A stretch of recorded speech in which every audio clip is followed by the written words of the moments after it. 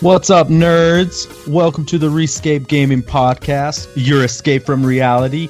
I'm your co-host, Greg McConnell, joined by the ever-present, the ever-Zelda-loving, the biggest nerd in the Oklahoma metro area, Corey Stover.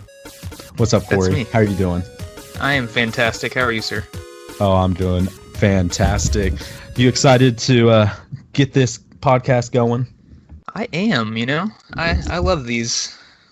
Yeah, they're a lot of fun. They bring me joy every single week, and we got a lot to talk about this week. A lot of gaming news happened this week.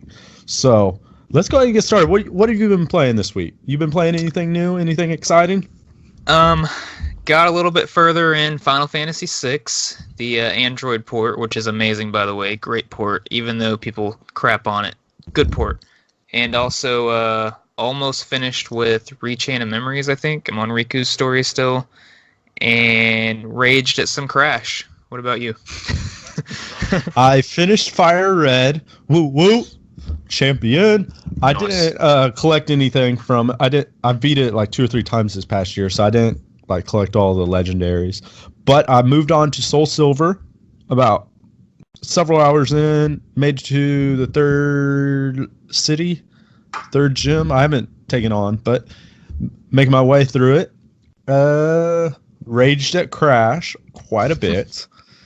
Tetris 99, of course. Best game ever. We've been playing Rocket League, too. Oh, yeah, Rocket League. We've been picking up our remote control cars at that. So, you know how that's been going. Pretty good. Yeah. Doing that work. Work. Let's discuss this witty title game that we've been doing. This Crash Bandicoot. Do you want to go first? This masterpiece of a game? I don't know. I think you should talk about Trash Bandicoot first. Trash Bandicoot. Okay, so listen. This game sucks. I'm just gonna be straight honest with you guys. I was holding it to a pillar of excellence that Spyro the Dragon is, and it doesn't even deserve to be in this bundle with Spyro. And I hate that it's in this bundle because Spyro is such an amazing 3D platformer where I can control the camera, move around, jump, control the camera, fight people, and control the camera. Did I mention you can control the camera in Spyro? Yeah, because you can. Can you move the camera in Spyro? Yeah, you can't move in Crash. in Crash Bandicoot. No, you can't. And that's my biggest complaint with this game. It's easy. It's an easy game that they made super difficult because you can't control the camera. And I'm just like, I died 20 times in a row on this one level, and that's when I was like, I'm good. I don't have to have this negativity in my life. I'm better than this. It's funny because we were discussing it earlier, everyone, and I said I had a few game overs, and Greg's like, really? I have 21 lives. Yeah, he's down to 5. Listen, I don't want to talk about it, okay? I'd rather never discuss this game ever again in my life. Okay, so is that all your thoughts on Crash so far? Oh man, I might just be done playing it. That's how much it's frustrating me. What about you? What are your thoughts on it? I'm gonna force my way through it, I think, but it's okay. Beautiful game, great music. Love the music. Great animations, but the thing is, I feel like I'm playing Mario, but they taped my thumbs to my legs and put a blindfold on me and were like, here, play Mario. It's like must it be this unnecessarily difficult whenever it's easy jumps and stuff, but the camera angle makes it to where you don't know if you're going to land on the platform or not. You have to just hope that you land on the platform. Yep.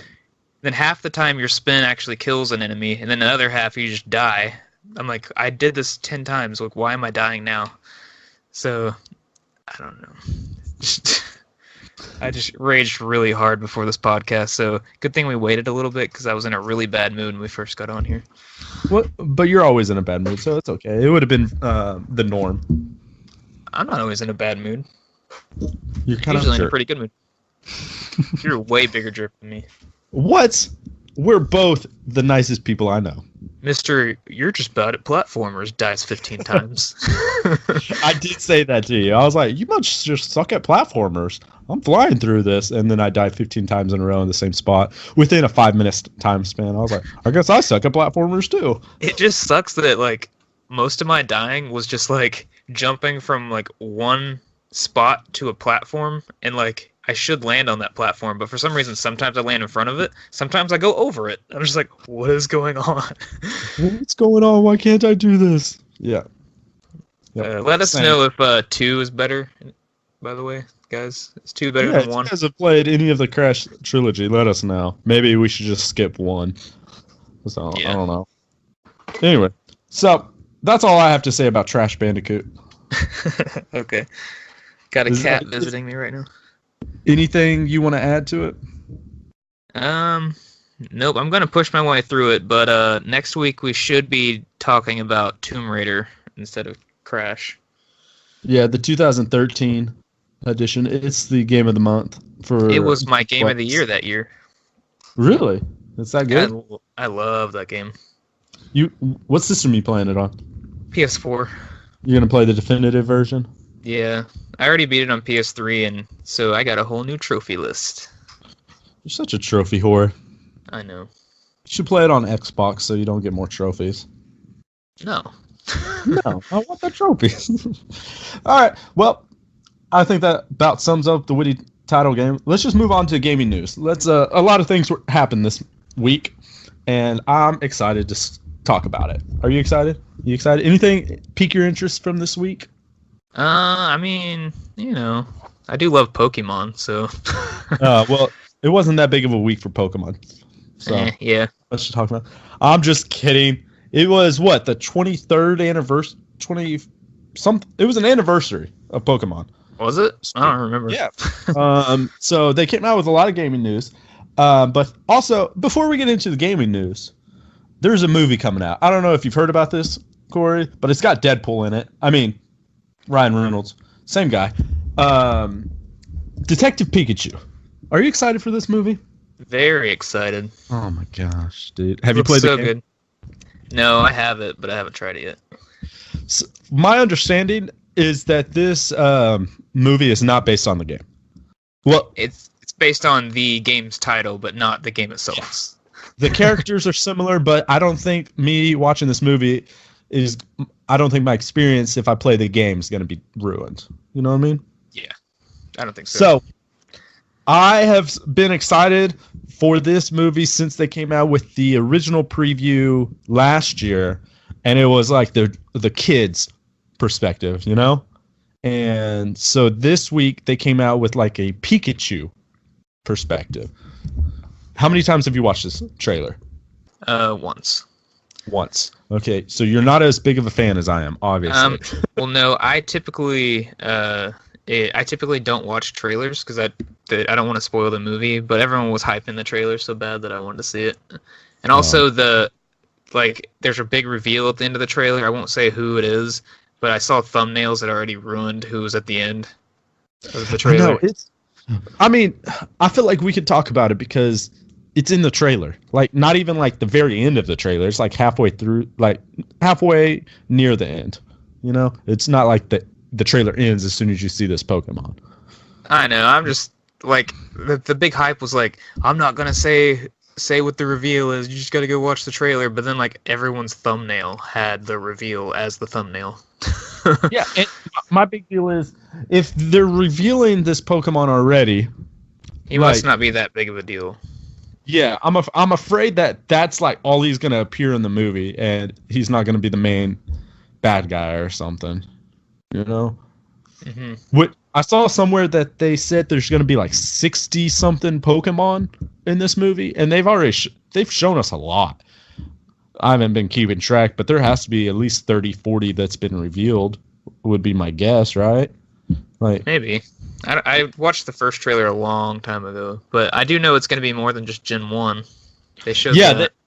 Yeah, that's true. They've shown a lot. Anyway, like the movie starts the trailer starts off and it has the Pokemon theme song in the background, very lightly, like a lot of people like not overdoing it, like just the acoustic melody, and I was getting hyped because of that. I was starting to get goosebumps watching it, and then bam, halfway through, I Need a Hero comes on. Oh my, what kind of person does not get hyped if they hear I Need a Hero?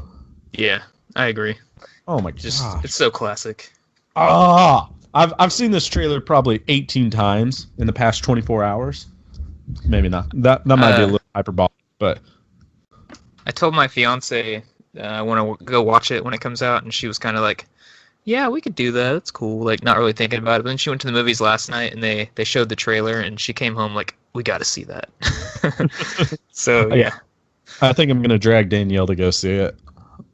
that's one of those movies you just got to watch in theaters. You just have to. I feel like it'll be much better in theaters. I'll probably buy the Blu-ray too if it's decent. I don't buy many Blu-rays, so. Yeah, with streaming nowadays, I don't spend a lot of money on video movies. Anyway. My cat keeps meowing to one out. One second. Okay. So, while Corey is doing a little housekeeping, quite literally, I want to start talking about the next Pokemon news. There's a lot more Pokemon news that happened. Now, Corey's getting back. So, if you guys didn't know, if you guys live under a rock, the new Generation 8 for Pokemon was announced this week. And boy, oh boy, am I super hyped about this. Hype train! Now, Pokemon Sword and Shield were announced this week. Corey, you did not watch it live because, again, you're not a true Pokemon fan. We've already. I was driving to work. Listen, a true fan would have called in sick. Not all of us can just sit on our lumps and watch trailers that early in the morning. Oh, man. I was excited. I watched it live, and boy, oh boy, I was giddy all day. Pokemon Sword and Shield. Corey and I, the past couple games, we've been buying them together, and we've been buying the different versions.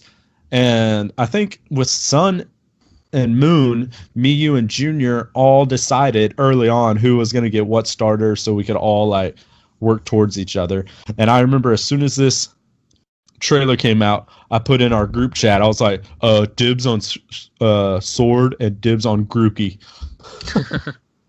Because I was like, I'm calling dibs on these, which kind of works out because I know you like the fire types and Junior's been doing the water types. I don't know if, but anyway, it works out.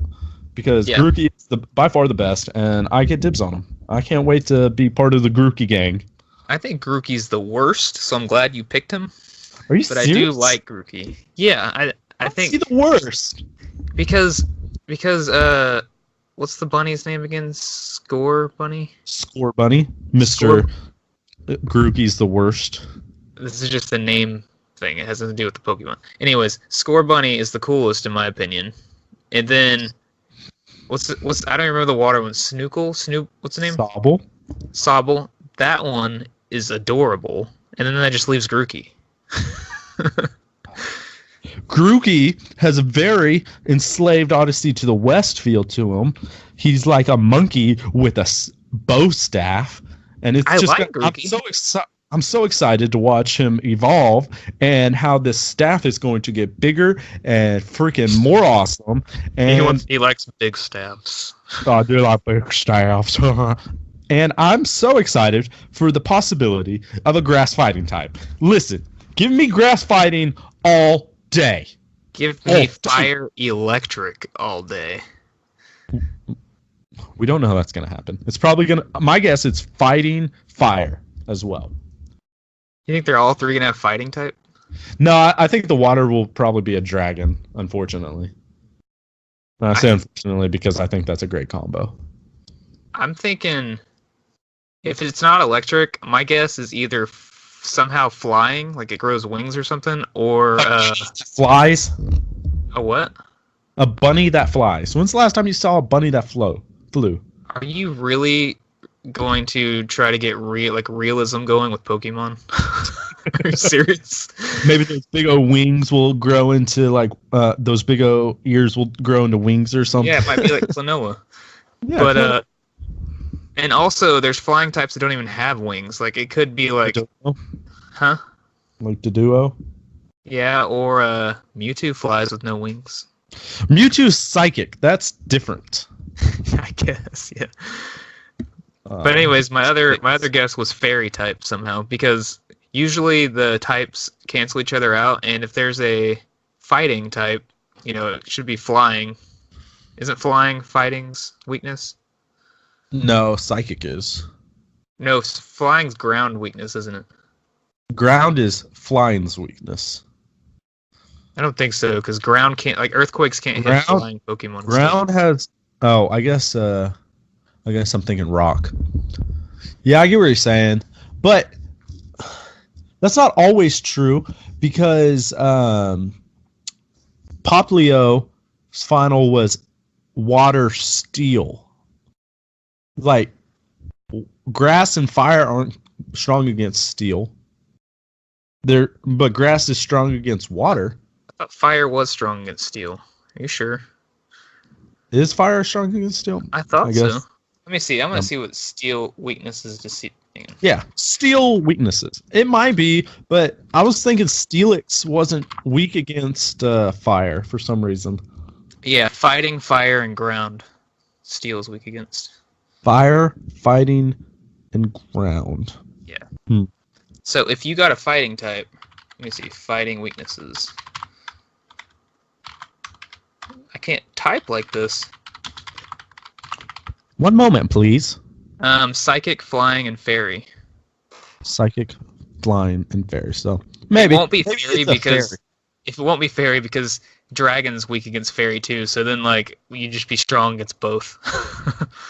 Well, no. It could be fairy because if water grows into dragon, what's strong against fairy? What are the differences? Can you look that up? Yeah, but fairy is strong against. Okay, poison and steel are good against fairy. So maybe it'll be grass poison, but that doesn't really make sense. Maybe grass steel. I don't know. You mean fire? No, because if it goes fire fairy, water dragon, yeah, that wouldn't work because why would it give fire and fairy against a water and dragon? That's like water against fire and fairy against dragon. Yeah, that wouldn't work. It could be ice, maybe. I don't know. Anyways. No. Anyway, I'm excited to see what typing it is. Maybe they all just will have one type. Yeah. I don't know, but I doubt it. I bet they'll all have a second type. Probably. So you're excited for Score Bunny? Yes. And that's who you're gonna get. Mm-hmm. I'm gonna have all three, but I'm gonna use Score Bunny. You're gonna have all three. How are you gonna get all three? Either keep restarting the game, or maybe Wonder Trading will come back, or we can probably breed and trade each other. Yes. Okay. So moving on, are you Sword and Shield? Right. Usually the titles of the games have some sort of hint to what the legendaries are going to be. Yeah.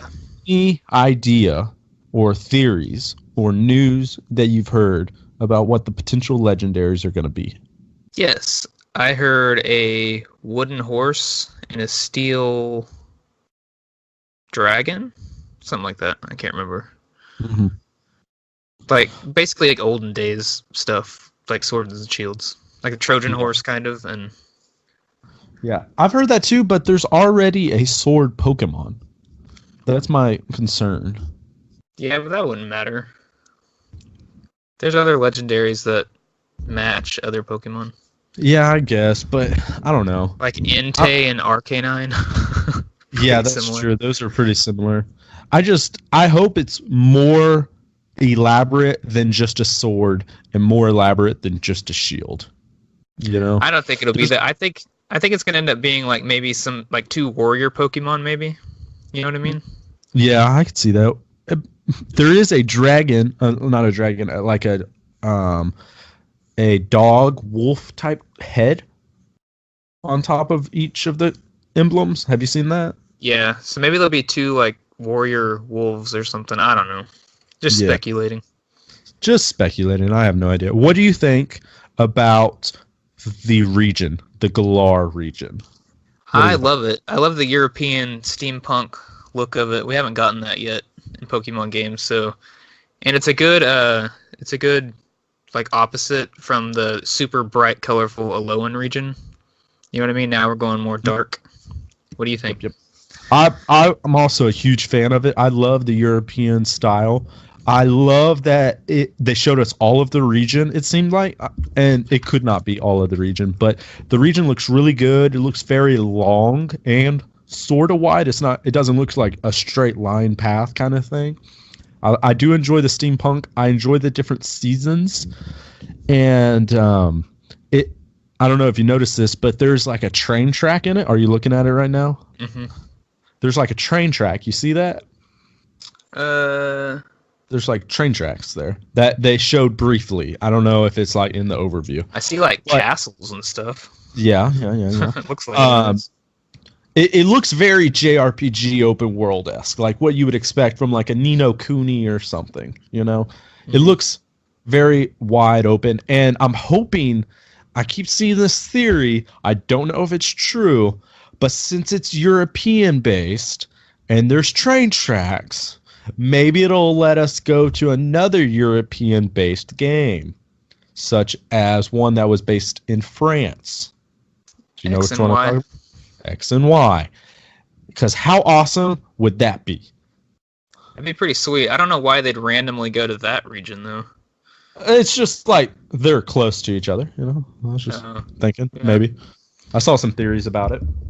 But another thing that I noticed in the trailer for the game is that random encounters appear to be back. What are your thoughts on that? I don't know how I feel about that. Like, some people think that it's going to be both. It's going to be random encounters and you can see them. Mm-hmm. So, which I guess that, I don't know how I feel about it. I need to pick one or the other, in my opinion. Would you prefer random battles, or did you like the Let's Go evolution of seeing all the Pokemon? I liked the Let's Go. It made it to where I could, if I really wanted to just run from one place to another, I could do it. Like, I didn't have to, like, oh gosh, right when I hit the grass patch, there's a Rattata. Oh, there's a Pidgey. Come on. Like, I'm trying to get over here. Yeah. I can see that. I'm kind of torn because a lot of people complain that it's cookie cutter mentality, generation to generation, but I like the cookie cutter mentality. I like the random encounters. Because you can always just go buy a repel, right? If you're just wanting to run through, repels aren't that expensive. And then I really hope they bring back gyms. I wasn't a fan of the Sun and Moon, Ultra Sun, Ultra Moon style where you like had island leaders. I didn't really like that. I like the gyms. I like gyms. Bring back gyms. I will say, though, the Twitch shiny hunting community, I feel like the Let's Go style made that more boring because you basically stand there and wait for Pokemon to pop up. It's not just like... I agree with that. And then, because then you can see the shiny if it's a legendary, you can't see, like, without running into it, but... Yeah. Like, if it's a shiny, you just sit there and wait for, like, a shiny Pokemon to pop up instead of encounter. Mm-hmm. Yeah. And you still... I mean, the legendaries are still similar because you got to do a lot of soft resets to get the shinies. But I agree. There's definitely a huge drive for that shiny hunting community. I know a lot of people that do it and live by it. So I could understand that. I would love the ability to collect them all. Legit collect them all? Like legit, like, or at least this generation, like however many new generation type Pokemon they bring out, I would like to be able to buy either Sword or Shield and be able to get all 60, 50, 30, 100 new Pokemon. That will never happen. I know. And I know there'll be exclusives, but I would like to be able to just do it. I have a feeling that's why they took out Wonder Trading too, so that you can't do that anymore. Because like with Wonder Trade, you wouldn't even have to talk to anyone else with the other one. You could just accidentally get it. Yep, you know? Yep. I agree with that. And I understand it's a money grab and it's smart, so I don't hate on them for doing that. I have a question for you. Yeah, hit me up. You know how usually like there's red, blue, yellow, gold, silver, emerald. Well, and not emerald, crystal. What do you think the third one here would be? Gun. Gun. I Have was you thinking seen the? No. Have you legit seen the? I've seen a lot of fan theories and like fan drawings. It's like red sword, blue sword, red shield, green gun, and they have like a gun with the dragon head on the. Oh no, I didn't see that. No. I think think arrow it's like or bow probably. arrow or bow. That's actually really smart. Or bow and arrow. That would be cool. I was thinking something like an armor or something. I don't know, like helmets or something go along with the. I don't know, the warrior, maybe the person holding the sword and shield. Oh yeah, that could be it, but I don't know. Bow and arrow is actually a good idea. That'd be cool. I could see arrow. What color would it be? Probably green. Yeah, I think so too. Blue, red, and then green, because it'd be the colors of the three starters. I could see that. Maybe orange. I could see orange too. Yeah, but that's a good question. That's a good question. Yeah. So, are you gonna get it release date? I'm getting both editions release date. Yes. Oh, you're gonna get both of them? Have you already? I do every time. No, I'm waiting for a special edition or a bundle or something to come out. Oh, how excited are you to have a main console Pokemon game rather than just a handheld? I'm very excited. I finished Let's Go already. Let's Play on my channel, by the way, and so I'm kind of used to it being on TV now, but because I played a lot of hours in that game. But yeah, I'm excited. It's handheld and on the TV. You can go back and forth if you want. It's good stuff. I'm excited about it. I did not play Let's Go. I did not have my Switch in time to really get into the Let's Go community. I know there's a free demo out right now on the eShop, so I might download that just to try it out. But I'm excited. I'm really, really excited about the possibilities of like a stronger console being able to take on the Pokemon community. I really hope it's more of an open world. Like, this would be my wish. And I know we've talked about this. There are the technology capabilities out there for this Pokemon game are vast enough to where they could make this entire Galar region, however you want to say it, open world, right? Whereas though, like, you got to beat these 8 gyms, but there's no real order you have to beat them in. I wish that they would do that and then scale the levels. Like, oh, this is your first gym. I'm going to make it this level, this level, this level. I wish they would do it like that. It'd be cool. I'd do it. And then every region you go to, they scale the levels. I want them to do that. I know they probably won't, but I would appreciate that. That way, whenever you like go back to the starting town, it's not like level 2s and stuff. It's actual like legit the same levels. I don't know if I'd like that actually, because I really hate when RPGs scale with you and like you just want to grind, but like you can't because all the enemies are just getting strong with you. You're like, come on. If they scaled the gyms, that'd be okay. Like, I wouldn't mind the gyms being scaled. But how would you scale the gyms and not the areas around the towns of the gym? I feel like you would have to do both. Not necessarily. Like say you decided you wanted to do the gym furthest away from you first. The Pokemon scale normally to that. Like, if you went in there, right away, like, you could beat it with your starter Pokemon, basically. Like any, you know what I mean? But say you go to the furthest gym, and that's technically the 8th gym, right? So you need to be around level 40 to 50, theoretically. The Pokemon around that town would be around like 35. So you would have no chance of getting to the gym, and then when you get to the gym, they're like level 10. This is why you take 50. Random encounters out. Avoid them and go in. Okay, I see what you're saying. Okay. I just don't like the whole game being scaled, because RPGs make me mad when that happens. I prefer it. If I want to get OP, I want to get OP. I can see what you're saying. Fair enough. Do you think they'll bring HMs back, or do you think they'll follow? I think those are gone. Things are long gone. Which What are your thoughts on that? I like it because you no longer have to take up a whole move slot for your special move. Mm-hmm. I'm completely for that as well. I don't like my stud starter having to have flash just because I gotta go in a cave sometimes. I legit, anytime that happens, I catch a Pokemon just to have that ability, and I'll name them whatever HM. I'll be like, And cut, then you gotta like on waste my a Soul slot Silver. on that. My Soul Silver playthrough, I caught a random Oddish and named him Cut, just so I could teach him Cut, and then I put him back in the PC, Bill's PC, until I need a Cut again. That's what I always do. I don't know if you knew this, but in the Let's Go games, you don't even have to go to the PC to switch out Pokemon anymore. You can just do it from your start menu. Really? Yep. That would be cool. That would be very handy to do. Yep, you just push start, go to Pokemon, move someone to your party, move someone out of your party. It's pretty cool. Oh, I hope they do that. That'd be nice. Do you want them to bring in Mega Evolutions? I didn't use Mega Evolutions that often, honestly, so I don't really care.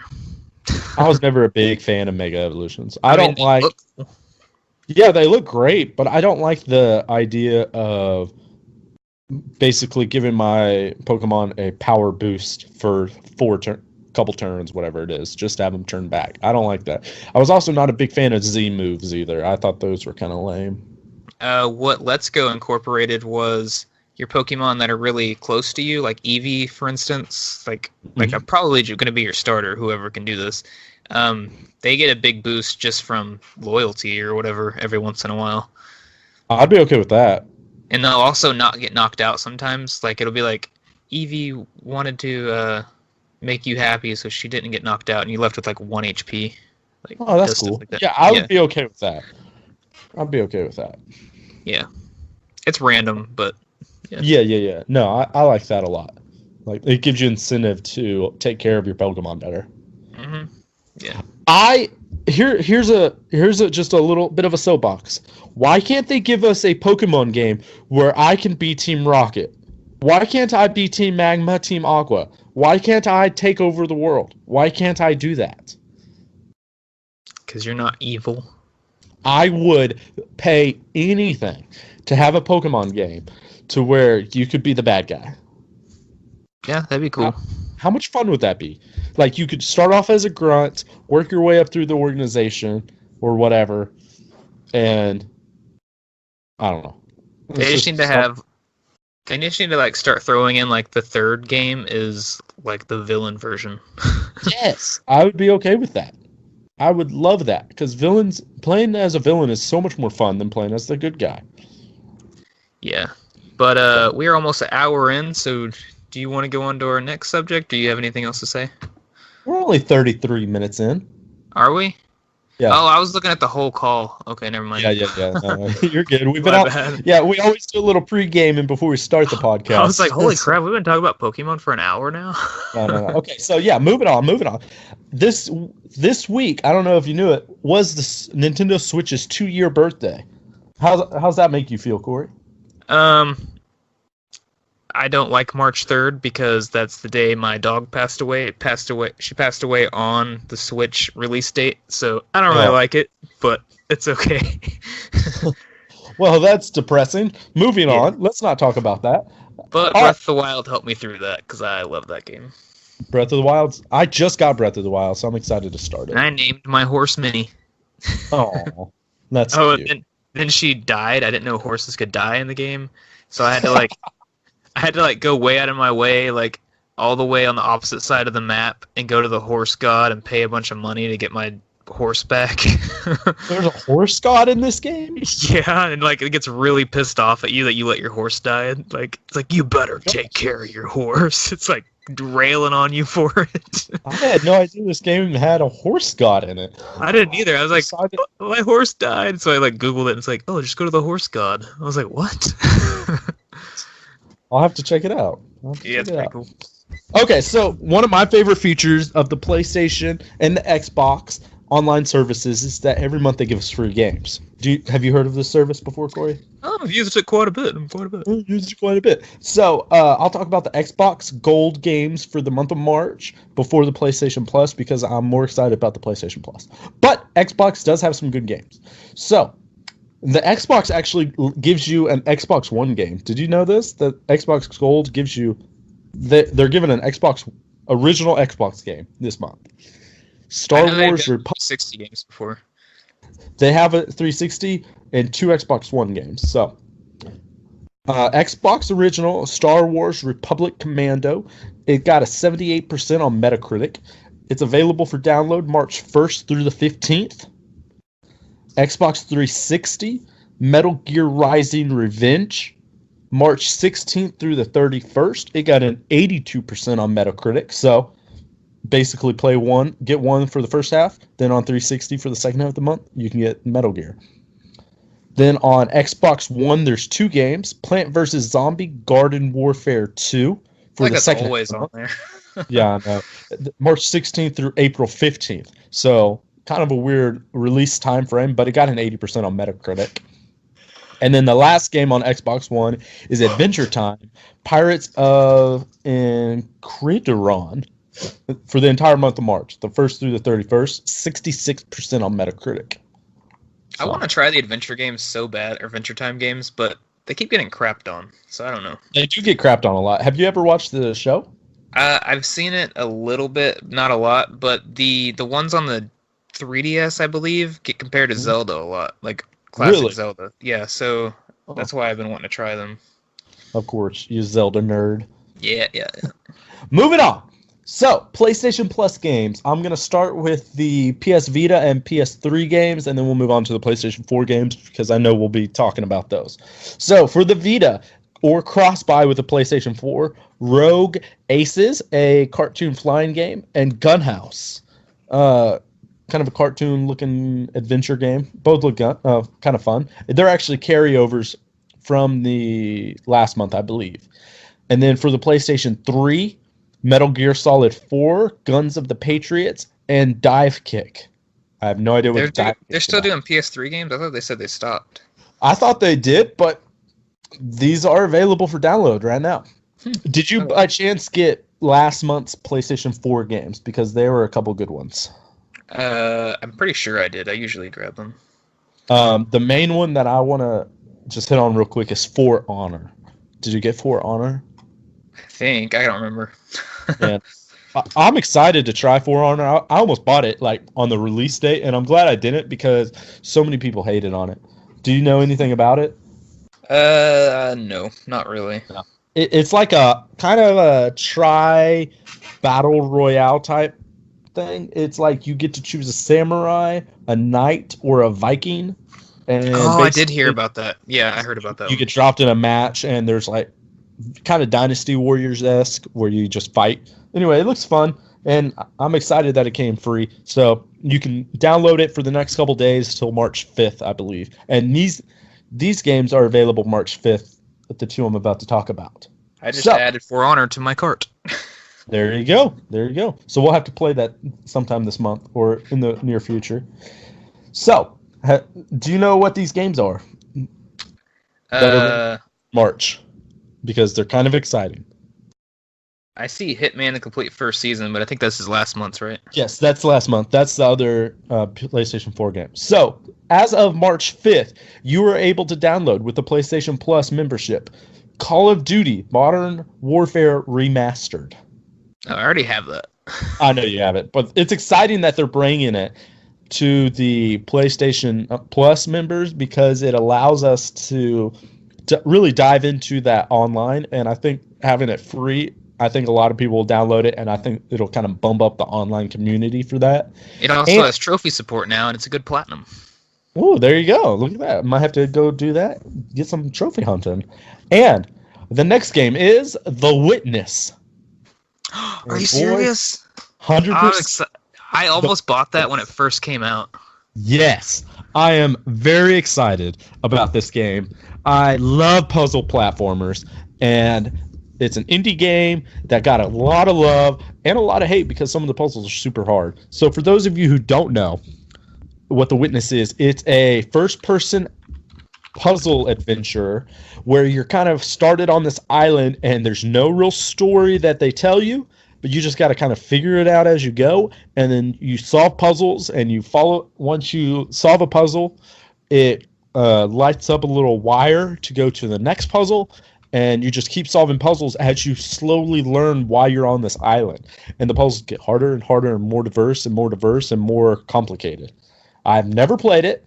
I've watched people play it, and I am beyond excited to play this game. I can throw in a little more info on that. Have you ever seen Indie Game the movie, Greg? I have not. I didn't know that was a thing. It is a documentary that covers three indie developers that were not known yet at the time. One of them is Jonathan Blow. He made Braid and he made The Witness. The Witness is the second game. And the other dev is the guy that made Fez, and the third one is the Super Meat Boy dev. So you get to see the behind the scenes of all of them talking. And Jonathan Blow, very strange guy, but very smart. And I feel like you'd have to be strange to make this type of game. Yeah, he's like, if you hear him talk, like, he's really passionate, but he's very strange. But The Witness looks really good though. Oh, I'm sorry. Is that like a docu movie? It's a like Netflix it's or a something? Documentary. I don't know. I think I first watched it on Netflix. Yeah, I'll check real quick just to make sure. I think I remember seeing it on Netflix. If not, Really good though. I'm sure it's on YouTube or something on the interwebs out there, the dark web. So, but I'll have to check it out. It's not on Netflix. We'll find it. If you guys know where it is, let us know. Email us at rescapepodcast@gmail.com. So, one more thing that I really want to touch on real quick as we end this section. It's something that was talked about on another podcast I was listening to, and it got me thinking. PAX is coming up. E3's coming up, right? And I'm pretty excited about them. But there's always big announcements that happening, and we all kind of understand that we're getting near the end of this console generation, the end of the PS4, the end of the Xbox One. I think the Switch will stay around for a little bit longer because it was a little bit of a later release. I bet you there's a upscaled Switch at some point, though. Yeah, it's like a Switch Pro or something. I could see that. But there's a possibility that the next generation of consoles will be announced this year. For like next year or 2020, 2021 or something, right? Like there could be like a release window. Would you agree with that? Yeah. So what games or franchise or series would you be excited about if they were announced as release titles for the next generation? What would that you would get you super excited? I think that Cyberpunk's going to be one of the. It's going to be like a bridge game. They're going to be on PS4 and PS5 and Xbox One and Xbox Scarlet. So Codename Scarlet, yeah. Yeah, codename. So I don't know what I'd be. I don't know what. I think I'd be pumped if they announced like a new BioShock for. Oh my gosh, dude, I would be excited too. I don't know if it's gonna happen. BioShock 3 PS5. BioShock 3. Oh, excuse me. I would be excited about a new Borderlands. I think that would be an exciting addition.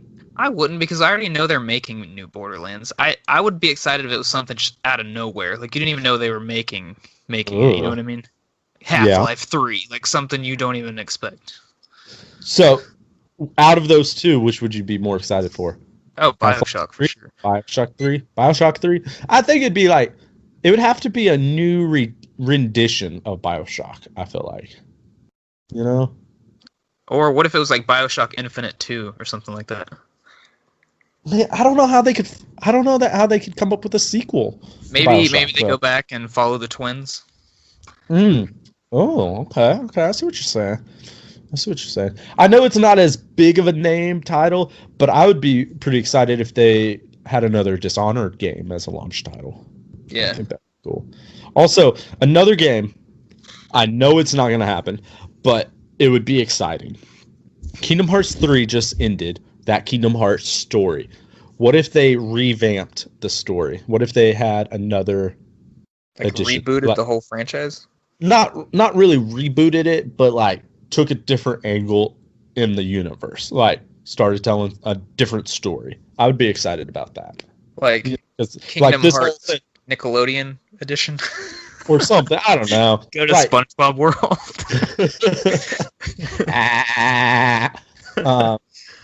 I don't know. I think that would be fun. I don't know. I think BioShock would probably be at the top of my list. It's always going to be something that's going to debut the graphics really well. Like when they show a trailer, it's like, look at this, like next gen. Look at this. I think a Halo game, Halo entry would not be out of the question for Microsoft to announce. I do, however, think that I think that PS5 games and Xbox whatever games, I think they'll still work on past gen consoles. Like, you think I can play a PlayStation 5 game on my PlayStation 4? It's kind of, yeah. The graphic jump is never going to be as high as it was from like PS2, PS3, PS4, just because we already have 4K gaming right now. So yeah, I don't think the jump's going to be as big. Basically, do you think they'll be backwards compatible? I think the 5 will be, yeah, or the whatever Xbox, whatever. Do you think they'll play just the PlayStation 4, or do you think they'll play PlayStation 3 games? There's rumors they're going to go all the way down. Like all the way to PlayStation 1 games? Yeah, PS1, 2, 3, 4. There's rumors. I would be extremely excited about that. Yeah. Very, very excited. I would be okay with a Ratchet and Clank, you know? I mean, Xbox does it right now, and PlayStation notices it. Oh. What if Final Fantasy VII is one of the release titles? That'd be cool. I think that would sell a lot. I think that would be an exciting time. This is what I see happening, Greg. Okay. They're gonna be like PS5 announced here, tell you the release date or whatever, and then I don't think we'll get a date. Well, I think that whatever the date is, 2021 or summer 2020 or whatever. Whatever the date is, I think episode 1 will be available, like release day of the system, and then also available on the last gen. Huh? I don't think it'll be like the bundle, like there's a Destiny bundle or something. No. I think there'll be like some sort of bundle. Like you can get the PlayStation 5, but like the PlayStation 4 had like The Last of Us, like a bundle type of thing. Because that's what I got. I got The Last of Us bundle PlayStation 4. But I agree. So I think surely episode 1 of Final Fantasy VII is available. Probably. So, well, I think that kind of covers the gaming news and topics. Yeah. Yep. All right, time to move on to mailbox. Mail time!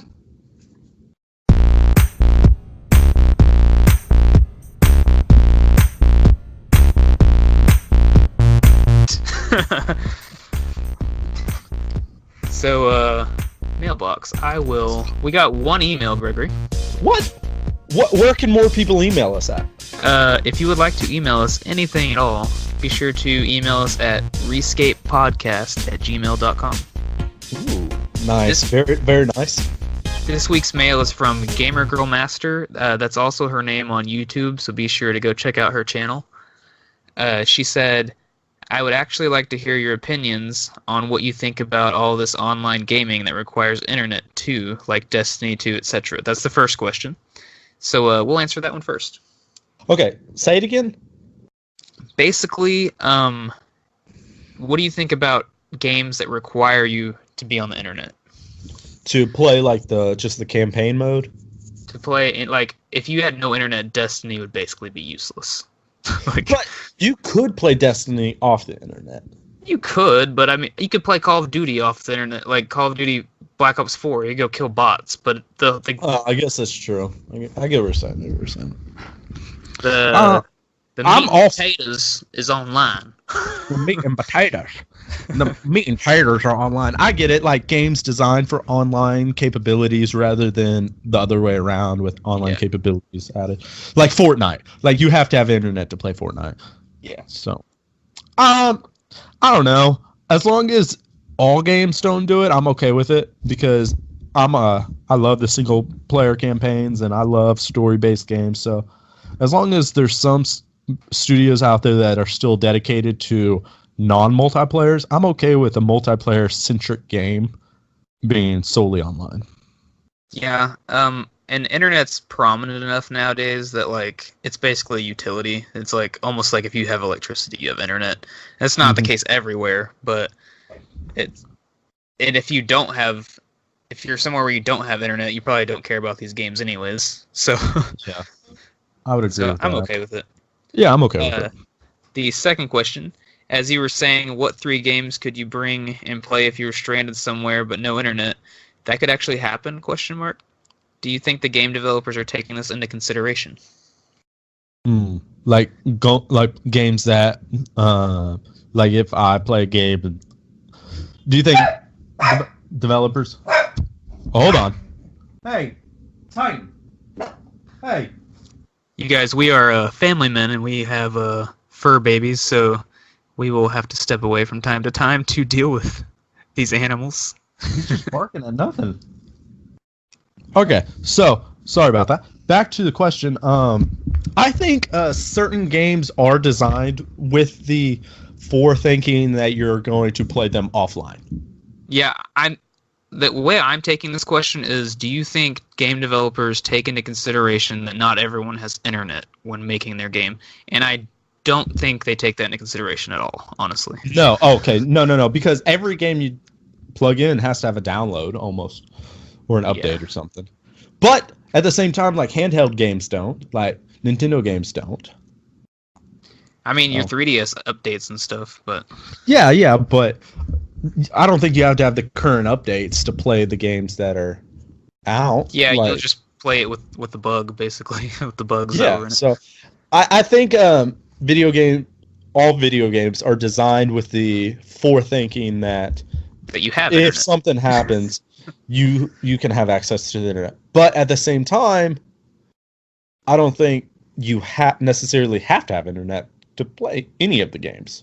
I think it's like if I was a game developer, I'd be like, yeah, I mean, they can play this offline, but they won't get the patches. So yeah, and I think the patches are essential. Like, not always. Like, say just a straight JRPG, say Ni no Kuni, because I like talking about that game.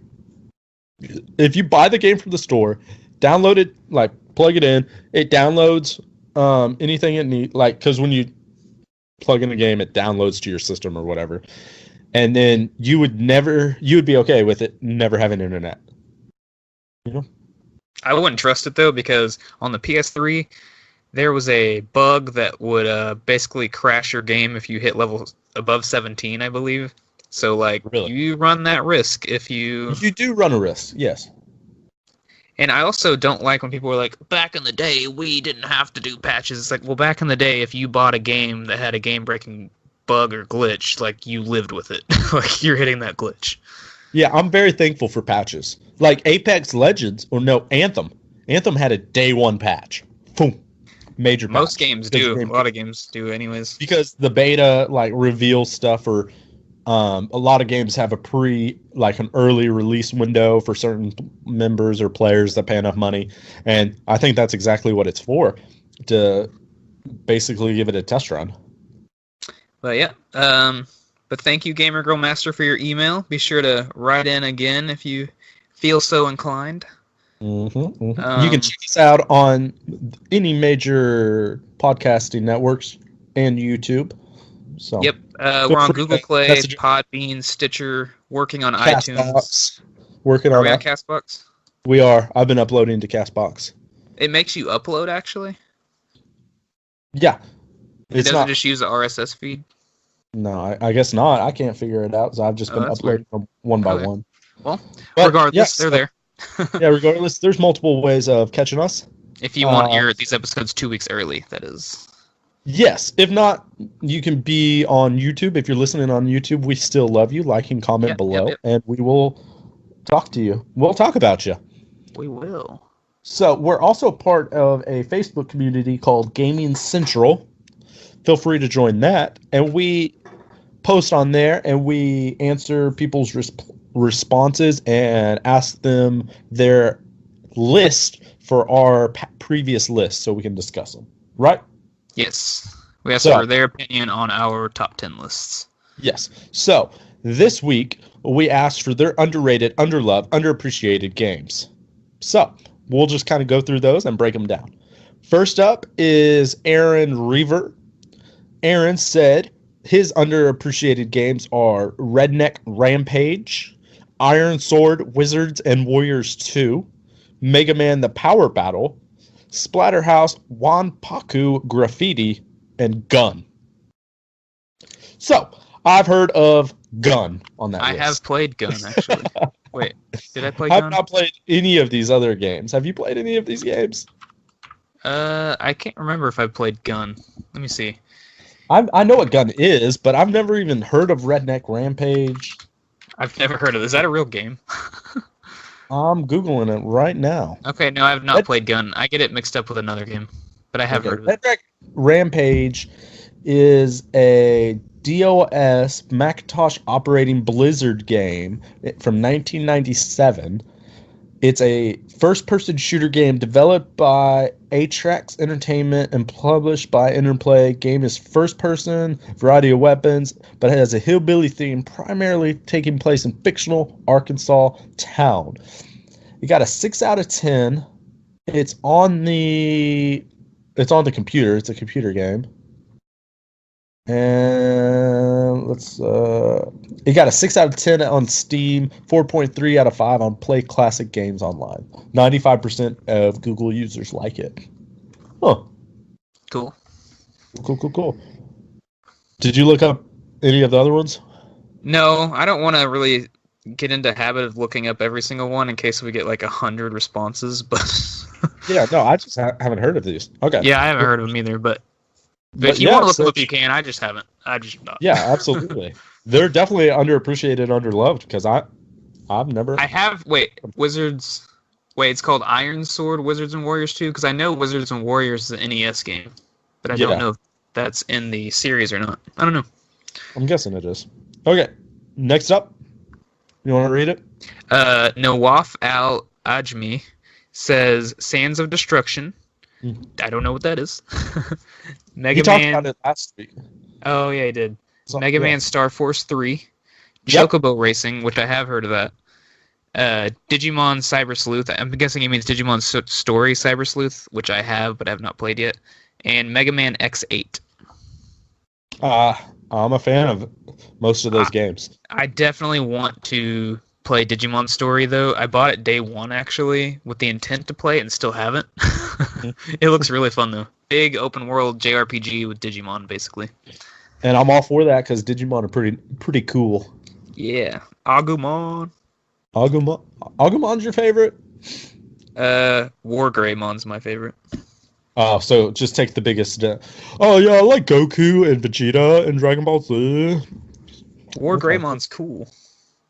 They are cool, but they're the main characters. Well, I'm not going to try to be edgy and just pick something else. Like, everyone likes this one, so I'm going to like Gokumon. My favorite Pokemon's Grimer. Grimer, underrated. All right, so Shane wrote in. He said the only game he can think of that does not get enough love is Earth Defense Force. Have you ever played Earth Defense Force? It's like a series of games. No, I saw Shane play a little bit of it, but it didn't really look like my thing. I've never... he's the only person I've ever heard of that's ever talked about it. It's a third-person shooter game.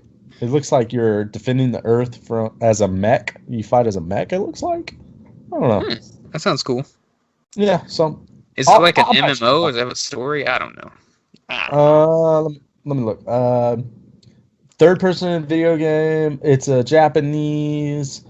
Radio waves from deep space are picked up by scientists, proving the existence of extraterrestrial life. The Earth Defense Force, a unified multinational military sponsored by nearly every country, is founded a few years later in case aliens prove to be hostile.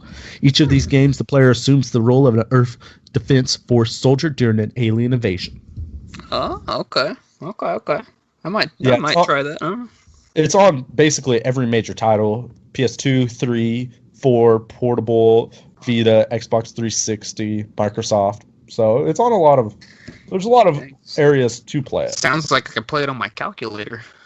Yeah, only if it's a T84. Okay. So, okay. Yeah. Cassie Knight writes in and said, well, What didn't up, write Cassie? in, commented and said, downhill domination. I don't know what that is. Shadow Warrior. Shadow Warrior is very underrated. Oh, that was a good Shadow game. Warrior is so much fun. Yeah. Oh man, I would play Shadow Warrior again. I want to play Shadow Warrior too. I really want to. I'll probably mention Shadow Warrior again later, Greg. Not because it's a character from Shadow Warrior, but you just wait and see. I'll wait and see. Harvest Moon 64. I do like me some Harvest Moon. Boo! I don't like doing chores. Chores are stupid. Puzzle Quest Challenge of the Warlords. I don't know what that is. And Alice Madness Returns. Yeet. That was one of my top ones. Oh man, I need to play the Alice series. We've talked about this so God of War style game, Zelda clone in Alice in Wonderland. Sounds like my type. Dark steampunk look as well. Oh man, it sounds like my type of game. So I'll have to check it out. I definitely need to. You have the platinum for them, don't you? Yeah, I 100%ed the first Alice because it came with my Alice Madness Returns. Like, it had a little code so you could download the PlayStation game. So I got all the trophies on that, and then I platinumed the other one. It's probably an easy platinum then if you got the platinum trophy. Moving on. Christian Curtis writes in, says Sonic Adventure 2, Final Fantasy 8, Legend of Zelda Ocarina. He changed his answers, by the way. I can see. Oh. Okay. These are the changed answers. No, because originally he had 2. like these are the changes. Well, you said Final Fantasy 8, and I see Final Fantasy 13. He said he changed them. Like, this is supposed to be the changed answers. Well, I'm saying you said Final Fantasy 8, and he said, right here, I'm looking at the new one. It says edited. Final Fantasy 13. I saw a V instead of an X. Sorry. Oh, it is 13. Sonic Adventure 2, Final Fantasy 8, Legend of Zelda, Oracle of 13, Ages, not 8. Final Fantasy 13. Custom Robo, Red Dead Revolver. I would have to argue that any Legend of Zelda game is not underappreciated. I would have to argue with you there that there are games, like we said during our lists, that are overlooked because of the heavy hitters from their own series. I will say that they're probably in the vortex, in the world of the Zelda games, they're probably underrated. And just because everyone, when they're talking about Zelda, talks about other games, but they still get enough love, in my opinion, when it comes to video games as a whole. Because it's kind of like if, say, we're in a room just discussing stuff, and someone's like, "Oh, I love the Zelda series," and someone's like, "Zelda series, what's that?" You would never go, "Oh, Oracle of Seasons and Ages." You would say probably Ocarina of Time, Breath of the Wild, like you never. Yeah, I agree, but when you're talking about like good Game Boy Color games, they're great games. Oracle of Ages and Seasons are up there with some of the best Game Boy Color games. Yeah, definitely. My opinion. So I understand the argument, but he's comparing to other Zelda games. You're comparing to games overall, basically. Yes. So I understand. You want to read the next one? Oh yeah, sorry. This one's interesting. Mark Gorham says EOE, Eve of Extinction, which I've been wanting to try because this is another game. Remember I told you my mom brought home Shadow of Destiny for me? She also brought this game home from a garage sale one year. It looks cool. I haven't tried it, but I do have it. I like box art. Yeah, it looks pretty cool. I haven't tried it, though. Alice Madness Returns, Yeet. Condemned Criminal Origins. I've not played that, but I heard the Condemned series is decent. Dead Island. I'd say so. Too Human. Too Human, by the way. I don't know if you remember when this game was released. It was thought that this game was going to be super expensive eventually, so people were scooping up all the 360 copies of Two Human. I forget the reason why, but it didn't come to fruition. I mean, I've heard of it, but I've never played it. And I would argue that since Alice Madness Returns has made 2 appearances on this list, it cancels itself out. It's not underappreciated. 2 people think it's underappreciated, therefore that proves it's not. I don't think that 4 people compared to billions of gamers is very equal. Okay, moving on. Scott DePiro, our boy Scott, writes in, The Way of the Samurai, Samurai Western, I think I noticed a theme with Scott, Bloody Roar 4, Dark Cloud 2, 007, Everything or Nothing. I would say I wish Dark Cloud 2 got more talk about, more recognition. Okay, I thought you were going to say something again. I thought you were going to say, I do wish Dark Cloud 2 got more given away to friends. Well, so if you guys don't know, Corey has about 87 games, and of those 87 games, has about four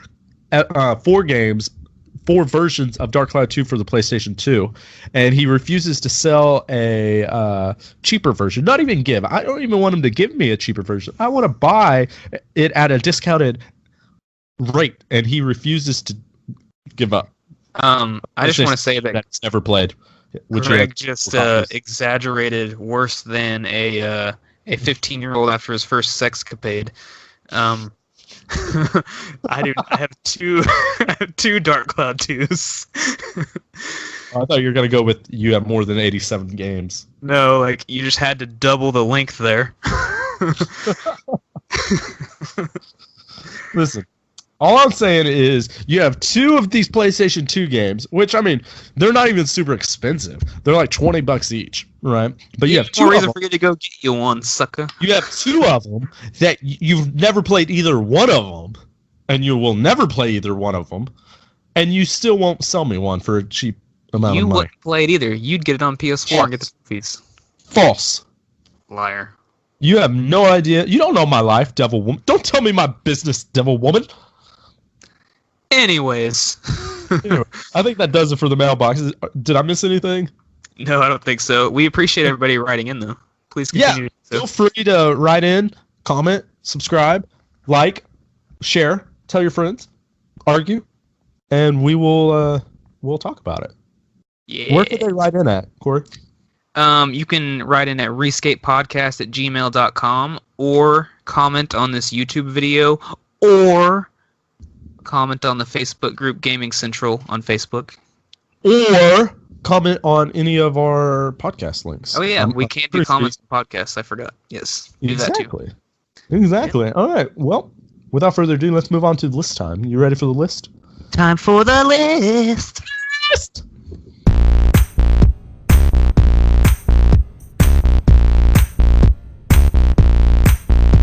Here we are. Welcome back, everybody. It's time for the most anticipated part of the podcast, my favorite part of the podcast. Yeah. And the most debated part of our podcast. Debated. Yeah. Every week, Corey and I decide on a topic, and if you guys want to suggest future topics for us to decide on, feel free to message us or comment or let us know, and we will consider it.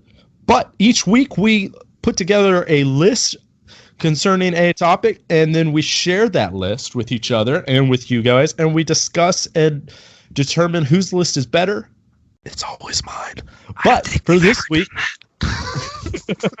I always rank them, and I'm pretty sure I am 100% every time. Greg's been ranking these lists by himself in his head this entire time. Yeah, and I win every week. It's a fun little game I play. Oh, wow. So, this week's list is our top video game characters of all time. This is based on nothing except for our personal preference, our experience, our likes, our dislikes. And what was your mindset when you were compiling your list, Corey?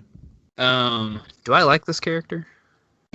Yes, he's on the list. No, just kidding. Well, we'll be here for an hour and a half because Corey has 87 people on his list. Yeah, I didn't have super it's mostly characters that I just kind of that just kind of resonate with me. Like I just like these because some of them don't have personalities really. You know, I just kind of like the character.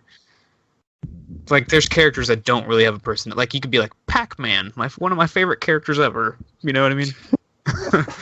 Yeah, that's true, I guess. But I mean, he has a personality. He goes womp womp womp womp womp womp. His personality is hungry.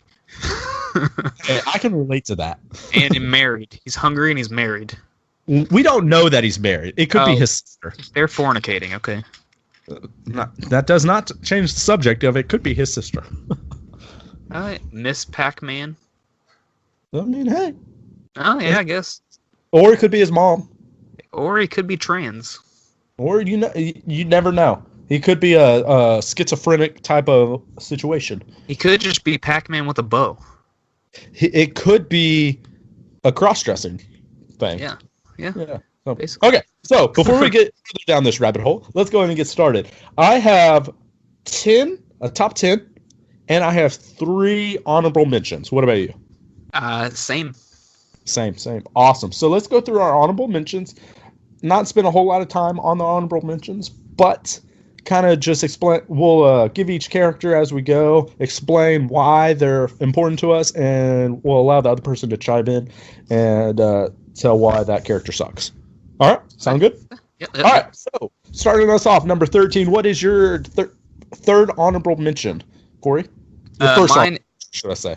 Mine is Pyramid Head from the Silent Hill series. Oh, that guy's a pervert. Yeah, he's gross. He's scary. And he has to be mentioned just because. Have you played Silent Hill? Nope. Okay, so Silent Hill is already like a very stressful game. You know, you're around every corner, you're like, oh gosh, I hope I survive this. Oh, I just need a weapon. Pyramid Head he just brings even more dread. Like it's like as soon as you see him walk by, you're like, oh no, very important character. Very important. Is he in just one of the Silent Hills, or is he a recurring character? He's reoccurring. He's shown up in most of the ones I think that I've played, and he's always so scary. So here's the thing though. I don't know if this is spoiling anything, but I'm under the impression that Silent Hill, like a lot of it is just like psychoanalytical. Like the characters don't actually exist. Not all of them actually exist. Is that true? Yeah, I think it's basically like whatever you fear comes to life. Basically, it's in your head. Okay, and so Pyramid Head it doesn't exist. I mean, they're all video game characters. They don't exist. Well, I think it's like when you go to Silent Hill's actual town. Yes. Right, but it brings all the stuff from your mind that's scary to life, and Pyramid Head just happens to reside in that town, so he just lives in that. He lives in that crazy. Yeah, he's basically Freddy Krueger of Silent Hill. What would be in your Silent Hill, Corey? More bills and computer programming tests. Just lines of code flying through the air and overdue payments falling down the sky. No! Exactly. No. Anyways, what is yours? What's your... My number 13, my first honorable mention, or a third honorable mention, however you want to look at it, is Axel from the Kingdom Hearts series. Oh, I like him. Yeah. Axel is such a cool character, and I feel like once I complete the Kingdom Hearts series, he's going to be higher up on this list, because I think he's such a cool character, and he has cool weapons like the circular blade things, and he controls fire, which I think is cool, and he has awesome hair. I don't know yet, but he seems like an anti-hero to me. Yeah, he does. Like, neither one of us have finished the series. We're both playing through the series. We're going to try and finish it in 2019. We've both completed the first 3 games. I'm actually playing through Kingdom Hearts 2 again, so we've completed Kingdom Hearts 1, Did you start that? and Kingdom Hearts 2. Yes, I've started it. Did you record it? Yes, I just haven't started uploading it yet. Oh, okay. Because there's some licensing issues, because it's a whole thing. But it's a fun. He's a fun character who I think has a cool name, and I don't know. I've just always thought he was super cool. I like how confident he is. Like, oh yeah, like everything he says is just like, well, this, like, you know, it's like. I like how he pops up and he's like, name's Axel, got it memorized. And I'm like, he's oh, just that's so he's cool. just so cocky and like he's like an anti. Yeah, I love it. He's a cool character. Mm-hmm. Good choice. Yeah, thank you. All right, so my second honorable mention is a character that might be on your list. Mhm. It's Ganon. Ganon? Ganon from the Legend of Zelda. Ganon or series. Ganondorf? I'm just kidding. Anyway, They're the same person, just different Yeah. forms. Anyways. yes, exactly. So I think Ganon is such a cool character in the Legend of Zelda series. I'm playing through Skyward Sword, and if I'm not mistaken, he's in every game, right? Except for maybe Link's Awakening, because Link's Awakening is its own little beast. You've played more of them. Is he in every game at some point? No. He's in most of them. He's in most He's of in them. most of them, yeah. So he is in most of them, and every one that I've played, he's been in. And he's always such a cool character. I like villains. I like bad guys because they usually have a cooler design. They're not all goody-goody. They have cooler lines, and they're just power-hungry Mongols. And he just always fits that. And I like his design, the green skin, red hair. It's cool. He's a cool character. Hmm. So I agree. You know I love me some Ganon. yeah, I think he's real cool. So, what is your second honorable mention? My second honorable mention is for sure on your list. Oh, really? Luigi. Luigi! Mamma mia! My favorite color is green, always has been. So even back in the NES days, I'd want to be Luigi over Mario because he was green. But I like Luigi more than Mario. And Luigi's always just been one of my top Nintendo characters, so I had to put him on the list. He just doesn't have a ton of personality unless you look in what? None of the Mario characters have like deep personalities. Are you serious? Unless you play Luigi's Mansion. I'm not going to get into this. But even this, it's like, At this where's my brother? So, but anyways, I love Luigi. Yeah, Okay. Luigi's amazing. So we'll talk more about him later, maybe. My All right, what's your third honorable mention? third honorable mention is Tingle from the Legend of Zelda series. the perverted elf? I just find him so hilarious. If you guys don't know who Tingle is, he's a grown man, but he might have dwarfism or something. He's really small for whatever reason. He's Andy Milonakis in the Legend of Zelda series. But he dresses up like Link, kind of, except it's more like a green onesie, and he has really rosy cheeks. Really ugly guy, basically. He's always like, boo! Yeah, And he like sprinkles fairy dust. yeah, he gets made fun of a lot, and I just think he's really funny. So he's a little side character in a lot of the Zelda games. So I just have to throw him there. Which edition is your favorite? Like, which one in the series? Like, is there a particular game, Tingle? Like, one of the... Probably Wind For me, Waker. since I was about to say Wind Waker is my favorite by far. Like, because that art style just and exemplifies what Tingle should be. Did you know Tingle actually has a few of his own games that he's the lead guy? I believe it. They're Japanese exclusives, though. I imported one of them. I'd like to get the other one. It's like Tingle's Balloon Fight or something. It's Yeah, like him I can see playing that. balloons. It's probably like some puzzle games, and they're probably Yeah. not that fun. But Yeah, he's still a funny character. yeah, he is. Oh man. All right, Greg, what's your number 10?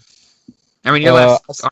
Honorable mention. Yeah, my last honorable mention is Daxter from the Jack and Daxter series. Oh yeah, he's Another little side character. If you guys ever played the Jack and Daxter series, and Jack 1, well, the original game, Jack and Daxter, Jack doesn't speak, so Daxter's really just like his speaks for Jack. his and then Navi, Jack, basically. yes, his Navi in a sense, but he's wisecracking and sassy, and no one takes him serious because he's a little rodent. And I always just enjoyed his presence a lot more than any other character in the series because he was always that wisecracker. Like in Ratchet and Clank, the sidekick in that, because Jack and Daxter and Ratchet and Clank are similar, right? They're like competing with each other. Clank is like the analytical, like smart, straight as an arrow kind of character, and Daxter's just the complete opposite of that. And he's like the wisecracker, and he's just always down to have a good time, and he's making fun of everybody, and he's just always bringing life to the series, and I was very appreciative. I wanted to put him higher, but when I got down to the nitty gritty, I just couldn't. I love Daxter. I forgot about him. He might have made my list. He's funny. Yeah. He's a great character. So, on to the actual top 10 list. Corey Stover. I think it's your turn. Oh, I just went. I know, but we don't usually do 2 in a row. Oh, okay, fair enough. My number 10, Pikachu.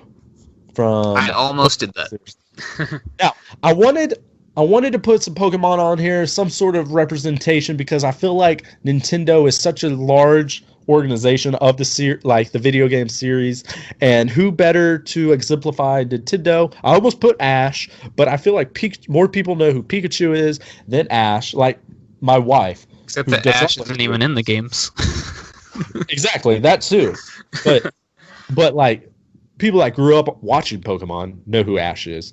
But people who still watch Pokemon know who Ash is. He's the never aging Peter Pan of the Pokemon world. But Pikachu, everyone knows who Pikachu is. If you show an adult picture or a toy of Pikachu, they know who he is. He's a cute little mouse. And I'm so happy that Pikachu is the mascot of Pokemon and not Clefairy. I think Pikachu is a way better mascot. I like it. I like Pikachu. Plus, Detective Pikachu's coming out, and it has Deadpool voice in him. It's going to be so great. Yeah. Yes. All right, Corey, what's your number 10? My number 10 is Drippy, Nino Kuni. Oh, Drippy. I love Drippy. Oh, I love Drippy. My list, unfortunately. Oh, man. Drippy is he's a little stuffed animal in Nino Kuni that comes to life to help the main guy. Yeah, he helps the main character along his mission. The reasons I like Drippy, one of the reasons is he's hilarious, for one. He's also a wisecracker. He's always popping off, you know. He's also one of those personality types that's like super small, but they talk like they're big. So, which is really funny. And the story of Nino Kuni, like, the kid's just so lost because of what happens at the beginning of the game. And so Drippy's a really good character for him because he's so straightforward. He's like, we're doing this. Let's go. Like, you got this. Like, I really like that about Drippy. Drippy's just a good character. Ollie boy. Oi, Ollie boy. You lot. Lot. Come. You better run, you lot. Yeah, he's British too. Like, who can't like that? He's like a grumpy old British man. Like, that's his personality. He's got a cool little lantern hanging from his nose. Oh, I wanted the Drippy plush so bad. It was. Man. It's a great character, and I wish I would have put him on my list. I thought about him a little bit, but I was like, no, I don't think that's iconic enough. But I'm so happy he's on your list. Yeah. Okay, so my number 9, Waka from Final Fantasy X. Oh. And Kingdom Hearts, I guess. I love Waka. Waka's so cool. Waka is he's just he's really funny, for one, which I like funny characters, obviously. And he just seems really loyal. Like, he's like a really loyal guy. Like, I trusted Waka through the whole story when I was playing Final Fantasy, and you can't always trust characters in RPGs. And he just seemed really trustworthy. He's really nice, funny, loyal. I don't know, good character. And that's one of my favorite Final Fantasy couples. I don't think it's not really a spoiler alert. Is Waka and Lulu. Like, that's not really pertinent to the story or anything. I love that couple. That's a great couple. She's so dark and hard ass, and he's so lighthearted and funny. It's a great couple, yeah. And he's kind of ditzy too. Yeah. So, he is. Plus, I mean, he has an awesome weapon. You know, he literally throws a ball at you. Yeah. So, was he in your main party? I think we talked about this. He was not in my main party. No, he wasn't. Unless I had an enemy that was like flying and you couldn't do like ground moves on them, I'd have him hit him with the ball sometime, whatever. But I just used Lulu for most of it. So in a way, he was in my party. Yeah. Or he was in her party. All right, moving on. Number 9 for me. Is that where we're at? Yep. Number 9 for me is Mega Man. Ooh. Now, Mega Man. I love the Mega Man series. If you are a longtime listener of the show, and by long time I mean like a month, but if you've been listening to these past episodes, you know that I do enjoy the Mega Man games. And Mega Man is such a cool character. One, because he has a gun for an arm. How cool is that? But he's blue. I love the color blue. And I love the idea of once you defeat an enemy, you gain their powers. And that's what Mega Man is, you know? You defeat Cut Man, you can shoot little cut blades. You defeat Metal Man, you can throw metal. Like, it's a really cool concept. I just think it's cool. So I just want to say that I have a blue external hard drive I use to download movies on and stuff, and I named it Blue Bomber. Like when you click on it, it's called Blue Bomber. Now, I will say, I think Proto Man is cooler than Mega Man, like his anti-hero type in the game, but I think Mega Man is more iconic. Mm-hmm. So that's why I put Mega Man over Proto Man. I like Mega Man. Mega Man's cool. Let's you. What was that? Your number 9? That was my number 9. What's your number 8? Number 8. Now, this is going to be kind of a tricky one to talk about. But I think this character has such an impact on me, and that is Andrew Ryan from the Bioshock 1. And I think he's actually talked about in Bioshock 2, but I don't think he's actually in Bioshock 2. Yeah, we'll try not to spoil anything. He's in all the Bioshocks, actually, now that I think about it. But Andrew Ryan is the main bad guy in Bioshock 1. Villain, yeah. The main villain. Antagonist. And I can't really talk about it more because it'll really get into the story. But he is such an iconic character in that game, and he is the one responsible for creating the Bioshock world. Crap, I just went blank on what's the world called of Bioshock? Atlantis or something. It's Atlantis, but he's responsible for building it. Frick. I feel like I need to know this. I'm Googling it. Yeah, let me know. Anyway, Andrew Ryan is the guy. Rapture, thank you. He is responsible for creating Rapture, the vast Atlantean world underground, and you see his statue everywhere and his quotes, and he talks to you over the radio throughout the game. It's just a fantastic character. He basically gave himself god status over this underwater city. Yes. Yeah. And rightfully so. Yeah. To an extent. So, what's your number 8? My number 8, I don't think you'll know who this is, but it's Jin Kazama. Jin Kazama? I know who that is. Who is it? Jin Kazama, yeah. Jin Kazama. I know that guy. Jin Kazama is a fictional character in Tekken. Yes. Okay, so Jin Kazama is the... Is he with the red arms? Yeah. Like the main Tekken character, right? Well, he's the main guy in Tekken 3, but... So he's the Liu Kang knockoff.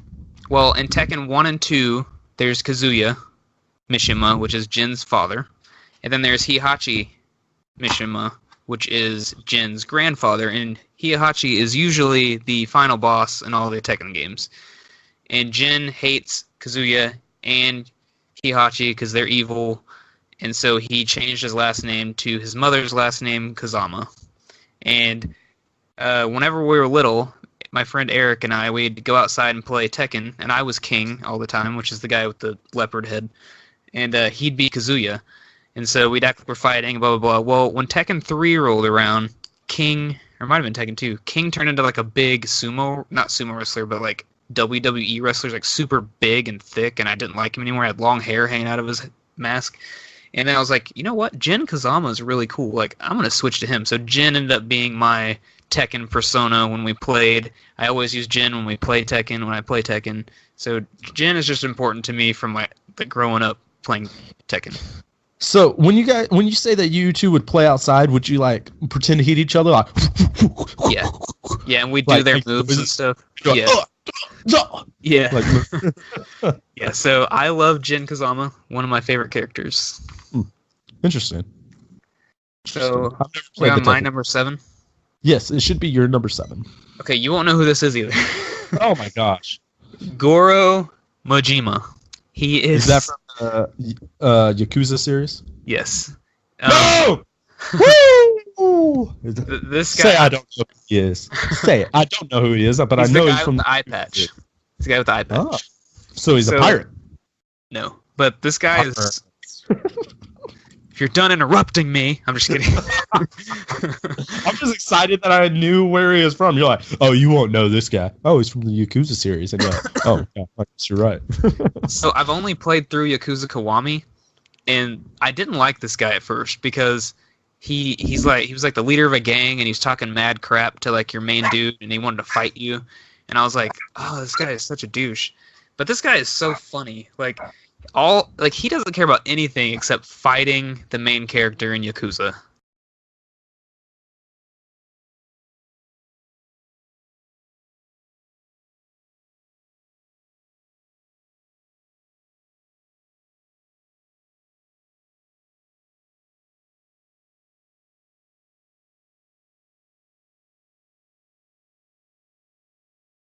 What's up? Like, you're buying your stuff from him, you're like, wait a minute. And he's like, aha, it's me!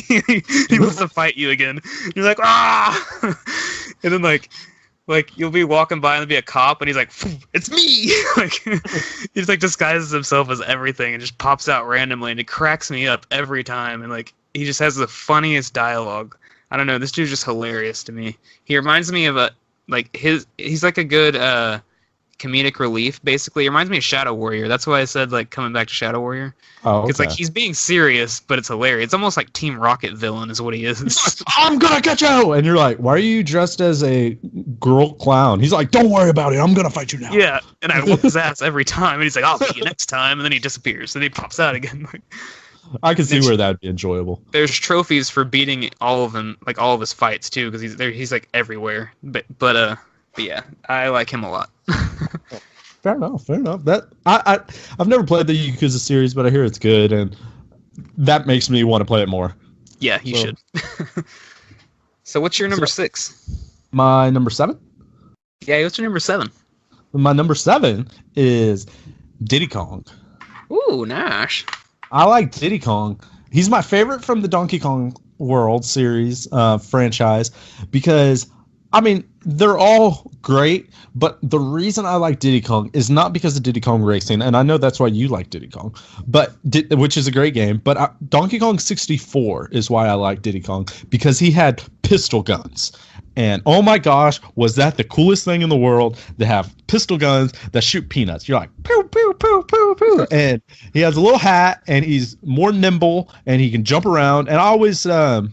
there's a theme with most of my characters that I like. It's kind of like not the main character, but like the second main character is usually who I like more.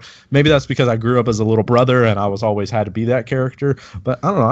I really like Diddy Kong. I love Diddy as well, and he's on my list somewhere.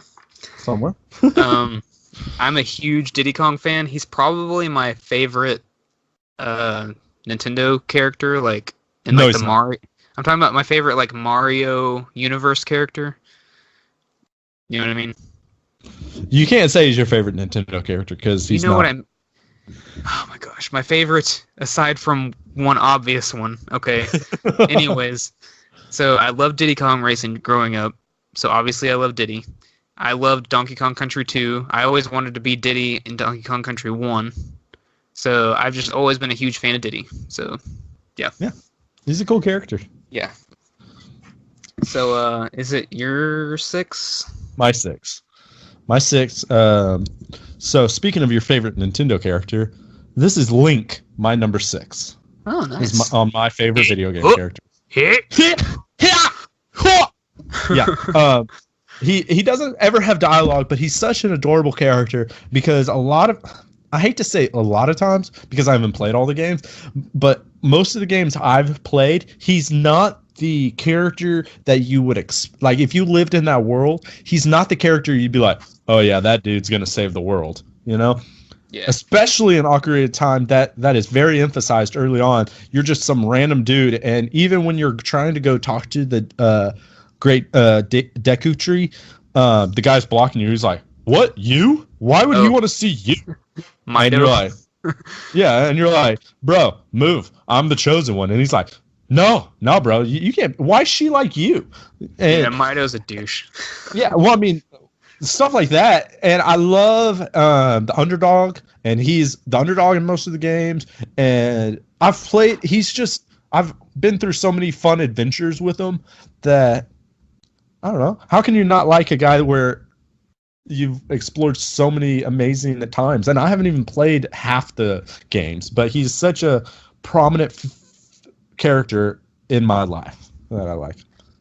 Yes. I love Link as well. I just want to say that on the in the manga series, Mido actually tries to prevent Link from going into the Deku Tree, but then Link talks him into like going in with him, or they like him and Mido go in the Deku Tree together, basically.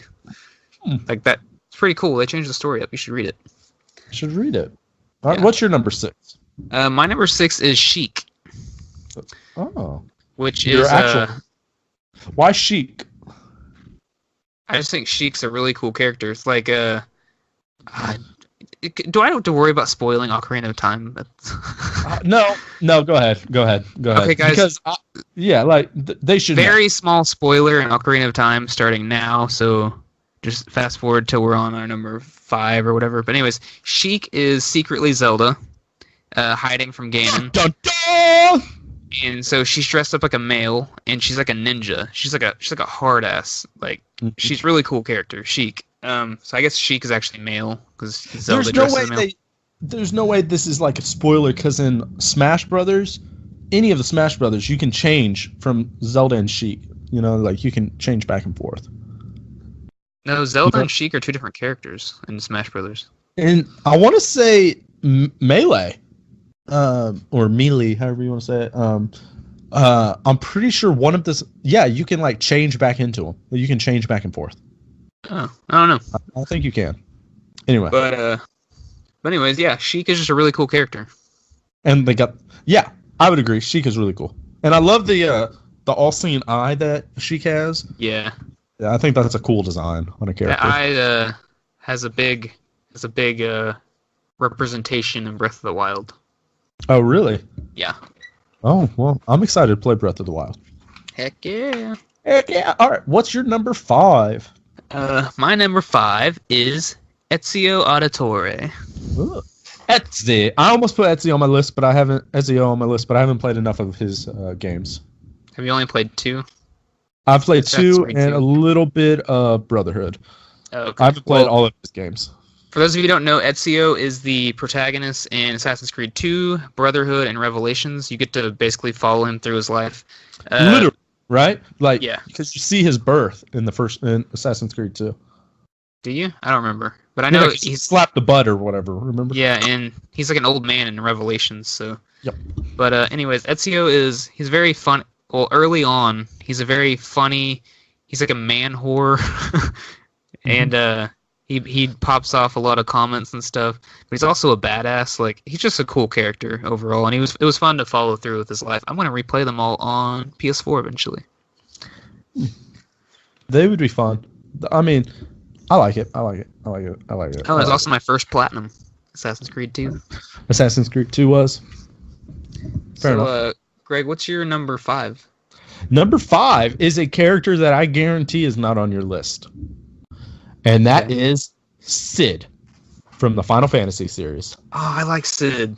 Because he is in every one of them. Yeah, he pops up everywhere. I freaking love it. And I love...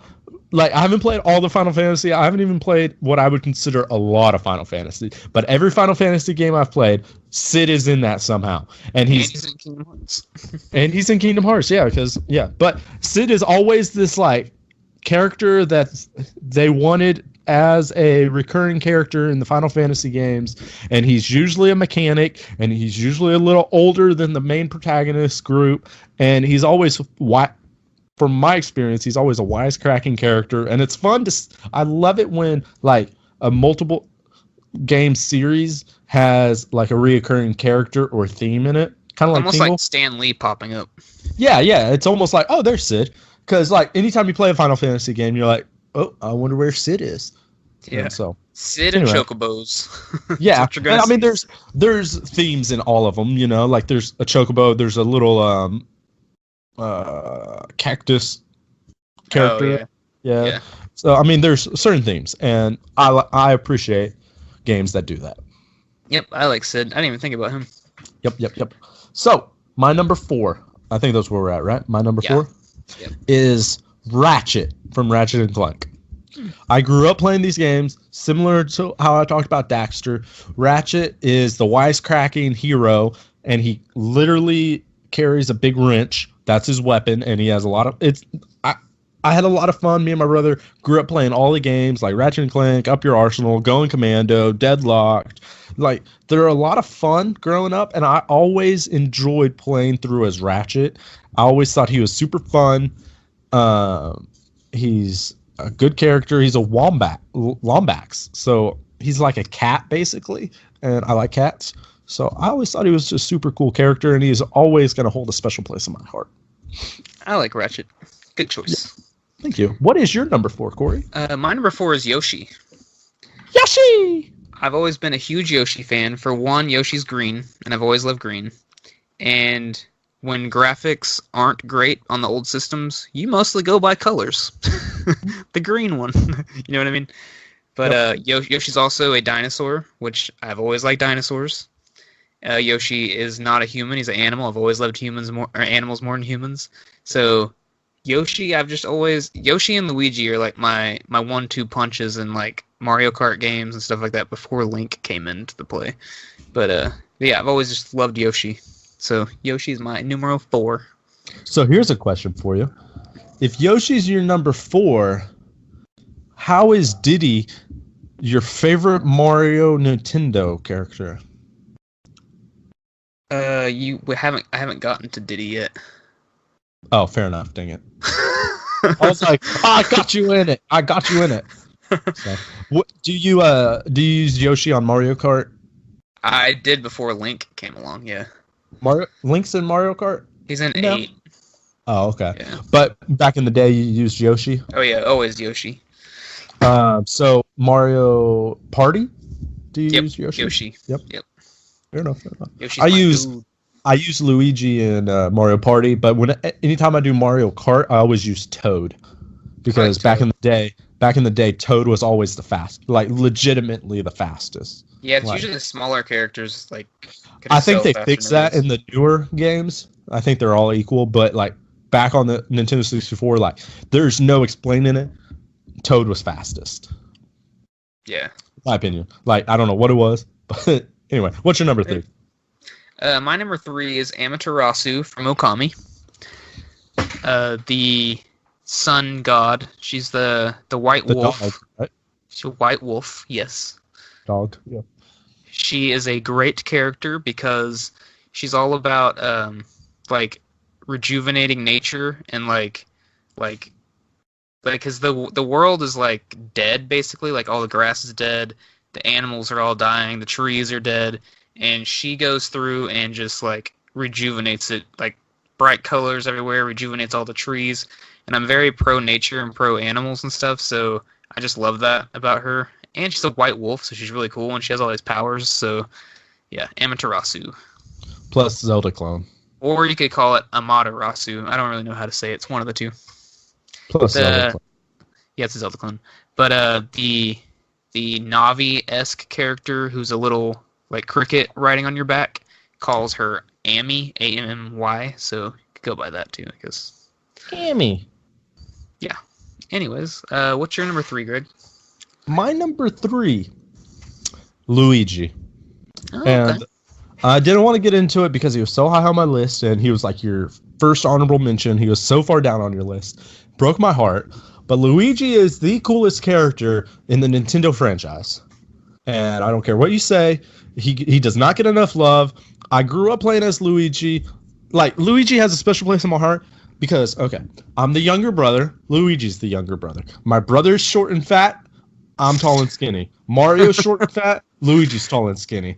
I don't know. It's just I always just And you had a mustache.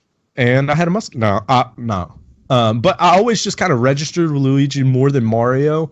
And so I've started to really fall in love with him over the years.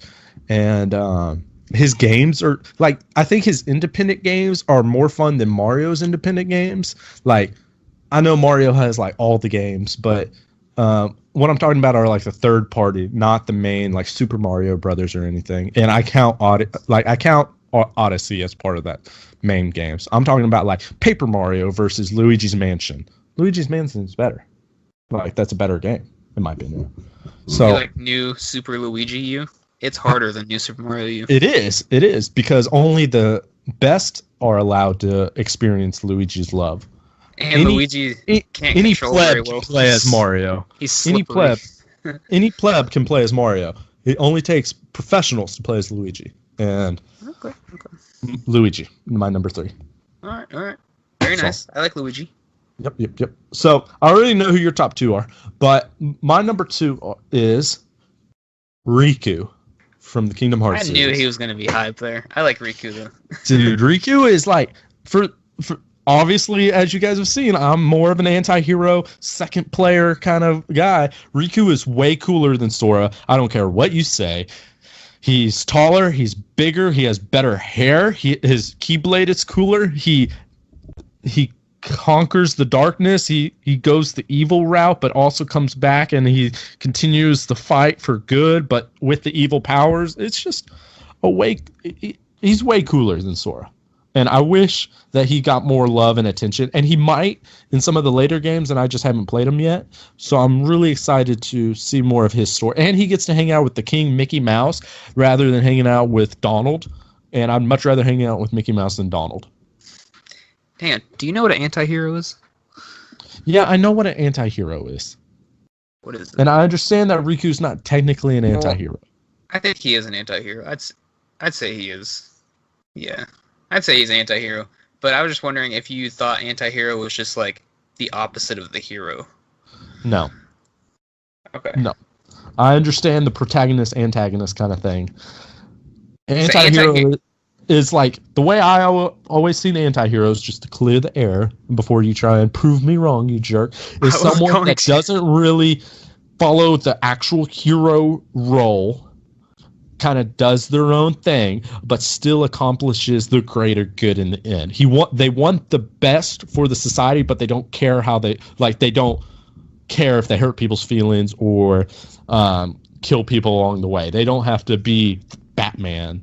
I mean, not Batman. They don't have to be Superman. It's like Batman, they'll do anything it takes. They do whatever they want to accomplish their goal, rather than, I'm not going to step on any butterflies along the way. Yeah, they're basically bad guys that do good. Yes. Like Kratos, basically. Yes. Which Riku, I would say Riku's a anti-hero, considering he's always against Sora, like that. Yeah. But anyways. Anyway, what's your number 2? My number 2 is Diddy Kong. Oh, who would have thought that? Which I already talked about Diddy Kong. So, what's your number? You already did your 2, didn't you? Yep. Okay, What's my your number number 1. My number 1. Link. Fierce Deity Link. Oh, okay. So Link, but the cool Link. Yeah, he's just Link. Period is my favorite, but Fierce Deity Link is just really cool. You played Majora's Mask, right? Explain who Fierce Deity Link is for those who don't know. Okay, so in Majora's Mask, if you get every single mask, you'll get the Fierce Deity mask. And when you put it on, Link grows. He gets huge. He gets basically OP and can beat the final boss in like 4 hits or something. Not basically OP. He becomes extremely overpowered and cheats the game. He's a god, basically. Deity. He's a deity.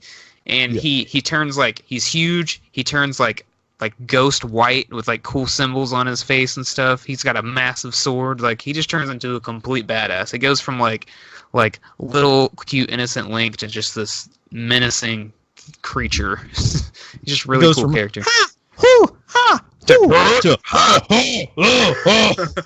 Yeah. So basically, if you want to beat the final boss very easily, use Fierce Deity Link. But it's a chore to get all those masks. It really is. Oh yeah, it really is. Yeah. Yeah. But I mean, you kind of threw a loophole in there.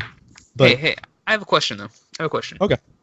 So, I originally got all the way to the final boss in my copy of Majora's Mask when I was little. Okay. Had every single mask but one of them. Okay. Lost my copy. Okay. Okay. Got the game again, and the person basically had almost up to where I was, so I finished off the game on that copy, on that person's save, so I didn't have to replay everything, and beat the game with Fierce Deity Link. Junior, our friend, told me I cheated because I didn't replay the whole game. I don't think so, because I had gotten there on my own save. So, which mask were you missing? I don't remember. I knew it was one mask though. I think it might have been the Did you have to go get that mask again, or did that person already have the mask? person already had the mask. Cheating. What? Okay, so the whole game but one mask. Yeah, it's cheating. I'm pretty sure it was the Kaifi mask. Kaifi. You know what I'm talking about? Is that the lightning dog thing where you have to run? No, it's the blue-haired kid that like you have to like sneak in the back where that little river with the bridge is, and you gotta wait for him to come out, and he's always wearing the mask. That's not a hard one. Why didn't you get that one? I don't know. That's the one I remember trying so hard on because I didn't know how to get it. Was the thing. I didn't have a There's no guide or guidebooks on the internet, line. Yeah, but no, I would say you didn't officially beat it. You beat it, but you didn't officially beat it. You didn't 100% it, like you like to claim you did. I never said I 100%ed it. Anyway, Okay, yeah, I beat it. I saw the credits. One mask short of getting everything there. Yeah, okay. so. The world knows now. Yep. Well, what's your number one, Greg? This is something the world doesn't know. That's something the world doesn't know. You kind of spoiled it a second ago, but it is Kratos. Kratos is my all-time favorite video game character. Now, A lot of people hate him. I know a lot of people hate him, and they're wrong. Just like people hate Luigi and Riku. So I'm just saying. Kratos is the coolest character ever, and this is without me playing the new God of War yet, and people love that game. But Kratos was a human who was just really good at killing people. Became Ares, like, without spoiling anything. Like, I haven't played 3, by the way. Yeah, well, I'm not gonna spoil anything, but Ares gives him superpowers, and he becomes a god. So he's a human that becomes a god, and he's just the ultimate anti-hero, and it's probably why I love him. He just kills whoever he wants, busts down any door, destroys anything he wants to achieve his goal, and he is so cool. And he's very angry all the time. He is angry. He needs to Goose Fraba some in his life, but he is so cool. He has the coolest weapons, and he just I love Greek mythology and Roman mythology, so he's just like going through all of that, and that might be why I have a liking for him. But he is such a cool character, and he's bald and he's buff and he pulls it off, and he's got cool tattoos, and the chains of like his chain blade thing. Yeah, Chains of Sparta. Thank you. His chain. Oh wait, no, Chains of Olympus. Chains of Olympus. He has like these things around his wrists that are just chains, and they're huge blades, and he can throw them and like swing, and it's just really cool. The Leviathan axe in the new game's pretty cool too. Yeah, exactly. Like, he's just got some amazing qualities, and he's got a soft spot. And I'm excited to explore that soft spot down below his heart in the new game. That sounded so gross. I'm excited to explore that soft spot down below. I didn't know where you were going with that. Spot, Kratos. Come here, big boy.